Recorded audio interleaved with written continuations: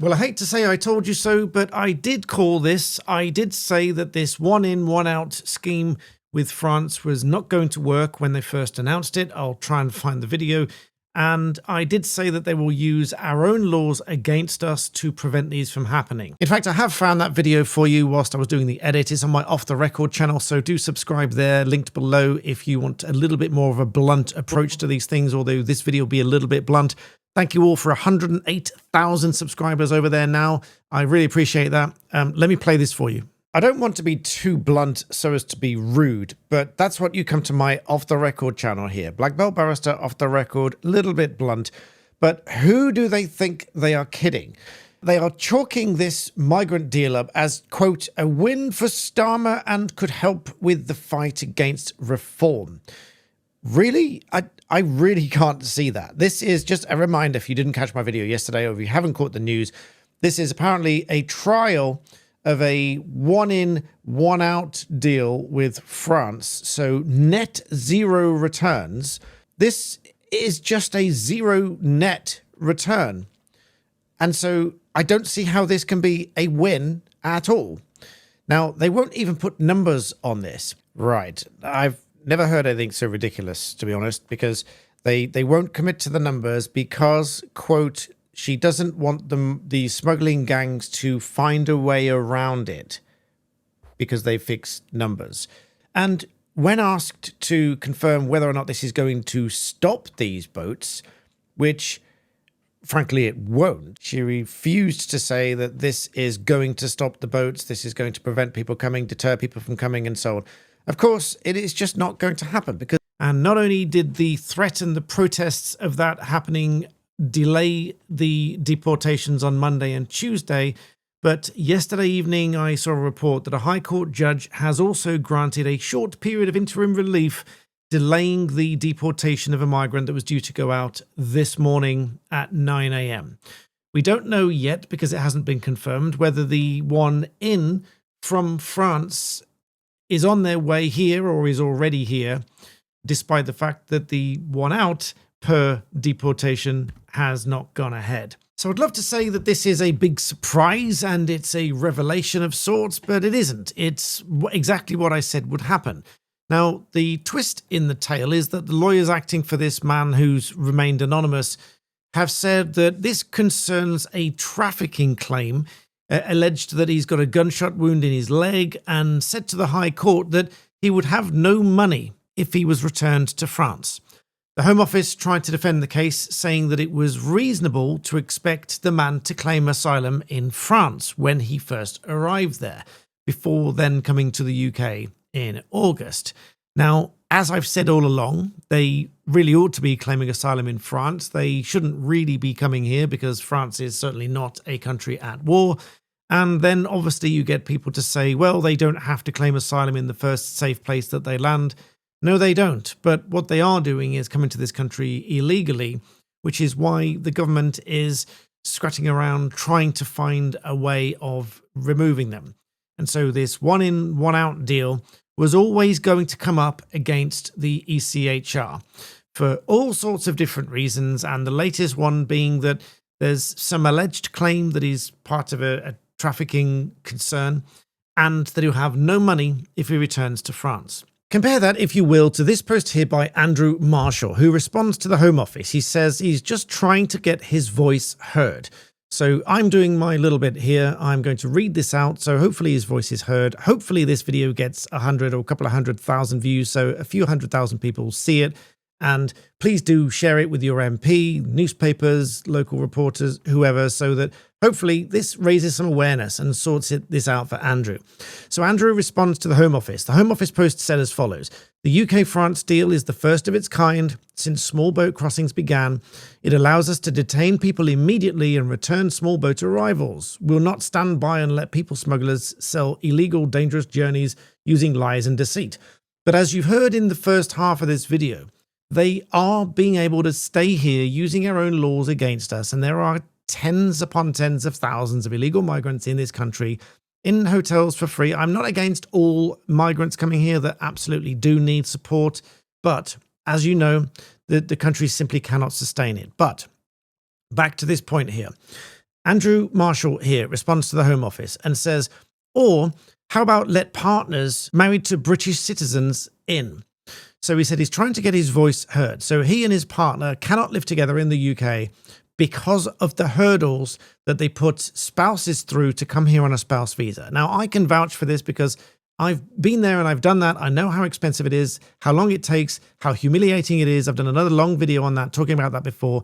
They put you through all sorts of different hurdles. I talk about these issues for a very important reason, and that is because they affect real people in real scenarios, and real people feel the brunt of the system and the law and the costs, and they cannot get what I would call justice as a lawyer. Listen to Andrew's story here. He said he's trying to get his voice heard. He's written to his MP, Rishi Sunak, several times over the last 2 years. He was meant to be having a meeting with him on Friday, 12th of September, so he cancelled his work schedule for that, but Rishi cancelled the meeting. He said, due to previous government's new financial requirements imposed on British citizens for a UK spouse visa, he says, I'm not allowed to have my wife Anna live with me in the UK. He said, I'm a British citizen living on the edge of the Yorkshire Dales. Anna is not. Anna and I have been together for 9 years, he said. Married. He said, I'm self-employed. I own my house outright. Andrew says. He said, Anna's a university graduate, freelance illustrator, speaks 3 languages. I don't meet the new UK financial requirements. He said, I visit Anna several times a year, so when I'm not working, I'm not earning. I also live in the north of England. Wages are lower than in London. We are tied up in the government's game to get the numbers down. He said, if I was above the £29,000 a year financial requirement for spouse visas, but had a mortgage or rent to pay of £10,000 a year, then that would be fine. I don't have a mortgage or rent, although now we have to rent an apartment in Turkey and pay for bills because of this situation, and I still can't live with Anna in the UK. Why? What is the UK government so afraid of? He says the legal migration business run by the British government leads to hundreds of British citizens to live apart from wives, husbands, children. He said the minimum income requirement for British citizen husband-wife spouse visa is £29,000 a year. It is, because I've checked. Savings route is £88,000 a year. Initial visa application of £1,846. Extension every 2.5 years times 3 of £3,774. Immigration health surcharge of over £10,000. Indefinite leave to remain of almost £3,000. A total cost of almost £19,000. And that doesn't include the English language tests, legal costs, or anything else. Andrew says, thank you for taking the time to read this. Well, Andrew, it's my pleasure not just to read it, but to read it out. And hopefully more people see it, more people share it, more people share it with their local MP, batter down the doors of news companies, and hopefully they do something about this situation, not just for Andrew, but many people in Andrew's position, because, as I said, one of the reasons I talk about this on this channel is because I know people are in this situation, both having been through it myself with my wife coming to live here, and many clients and many other people I know I've helped and guided and advised and all the rest of it through this situation. They jump through hoop after hoop to come here legally, which is why so many people get upset. It's not race, religion, or racist or right-wing to get upset about countless tens upon tens of thousands of illegal migrants crossing the channel, coming here illegally to be put in a hotel, given food, given money. And when we decide to deport one, the High Court rules that he can stay because he's got no money. This is, quite frankly, with great respect to the judge, who is probably following the letter of the law, which is rubbish. He's following the letter of the law, and the law allows him to stay. The law and the system are twisted and broken, and they are working against the people in the UK and allowing all of the wrong things to happen. That is why I talk about this on this channel. That is why this is a bit of a rant video, because I feel for people like Andrew and his wife and many people in their situation who generally and genuinely just want to live together as hard-working British citizens. We are not supporting these people. The law and the system is working against them. And unless we change the law, this is never going to change. So please do share this video to share Andrew's story. It was my pleasure to read it out. You are heard, Andrew. I hear you. Hopefully many other people hear you. So for that reason, if nothing else, please do share the video with somebody, with your MP, with a news company. Hopefully news companies pick this up, Do leave your comments and like the video, all that sort of stuff, because that helps YouTube to share it, and this will get this story and stories like this out there. Now, there's also huge levels of hypocrisy across the board, as called out here by Michelle Dewberry of GB News, and says here she's pointing out the difference between reporting on the rhetoric of 100,000 men coming into this country illegally. Apparently, we are not allowed to say that that's an invasion because that's got no place in mainstream politics, but they do call it an invasion when people attend a rally in support of British values. So again, this from Paul Mason here says outside, this is from 2023, outside Parliament, demo building against Braverman's anti-asylum law, invasion rhetoric has no place in mainstream politics. And yet, also from Paul Mason, what a brilliant riposte to the people who invaded the city last Saturday. Of course, talking about the Unite the Kingdom rally on Saturday. And the hypocrisy and the two-tier standards don't end there. We have Sadiq Khan criticising the clashes with police, which of course he's right to do that, but for reasons I'll come back to in a moment, it'll be obvious why it's hypocritical and two-tier. So very, very briefly, this is what he's had to say about that. Clear that it's completely unacceptable. I also want to take the opportunity to categorically reject the appalling racism we saw on the capital streets this weekend. As the far right attempts to sow hatred, fear and division, I know many Londoners will be feeling scared. I want to be clear, everyone, no matter their race, faith or background, is welcome here. And as you probably remember from my videos and countless posts on social media, the vast, vast majority of people at that Unite the Kingdom rally were not racist, were not aggressive towards each other. In fact, quite the opposite. There was quite a wide range of people coming together celebrating British values. But also, when speaking of the police arrests and clashes with the police, take a listen to this video here, this short snippet with Susan Hall with the Deputy Mayor. I'll zoom in for you. Have a listen to this.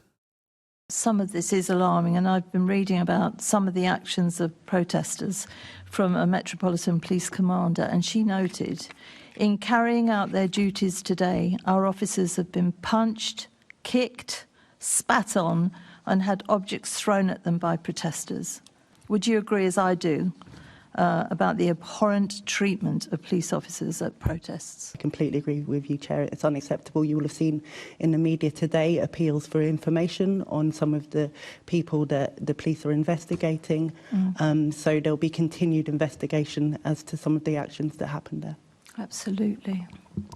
But just to clarify, if I may, the words that I've just read to you were in relation to the protests on the 7th of September 2025, with the 893 arrests of Palestinian Action supporters, where 17 people were arrested, for assaults on police officers. Where is everybody's condemnation of the actions of the protesters then? So all in all, I'm sure you can agree, levels of hypocrisy off the charts, which probably explains the rapid drop in the approval rating from this government, as you can see here, dropping to the lowest level since Labour took office. And this is from YouGov. It's not the only poll that I've seen, but I've seen a number of polls like this that now show a disapproval rating of 72% and only 11% approve. It is staggering, really, that anyone still approves. Perhaps they approve without really knowing what's going on, but such as it is. But either way, please do leave me your thoughts and comments below. Please do like the video. Please do subscribe to the channel. That's free, by the way. Just hit the subscribe button below. I'm not asking you for any money. If it's not there and it's a join button, then you're already subscribed. Great, but YouTube sometimes unsubscribes you, so please redo that again. And as always, thank you for watching.